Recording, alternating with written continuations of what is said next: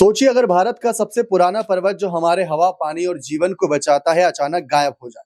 जी हाँ, supreme court ने अरावली पर्वत की नई परिभाषा दी है और अब इसका 90% हिस्सा पर्वत को नहीं माना जाएगा। लेकिन इसका मतलब सिर्फ भूगोल नहीं, इसका असर हम सब पर पड़ेगा। वो कैसे, तो चलिए आसान भाषा में इसको समझते हैं। आपको बता दें कि अब जो जानकारी दूंगा वो इंटरनेट के द्वारा ली गई है। अब दरअसल अरावली बची तो जीवन बचेगा, क्योंकि अरावली हमारे लिए एक प्राकृतिक धूल और प्रदूषण फिल्टर है। अगर ये कट गई तो दिल्ली एनसीआर और आसपास के शहरों में वायु की गुणवत्ता तेजी से बिगड़ सकती है, सांस की बीमारियां बढ़ेंगी और गर्मी और धूल का असर और भी बढ़ जाएगा।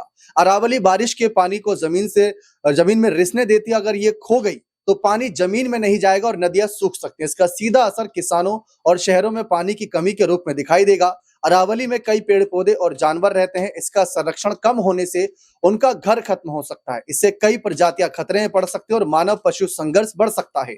अरावली रेगिस्तान की तरफ से आने वाली गर्म हवाओं को रोकती है। अगर ये कमजोर हुई तो रेगिस्तान फैल सकता है, साथ ही नदियां और छोटे धाराएं सूख सकती हैं, जिससे किसानों की फसल और हमारी अर्थव्यवस्था प्रभावित होगी।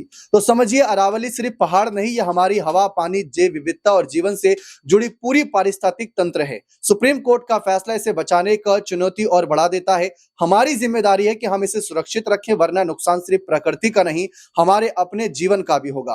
अरावली बची तो भारत बचेगा, ये भी आसान भाषा में कहा जा सकता है। बने रहें चैनल के साथ। बहुत बहुत शुक्रिया।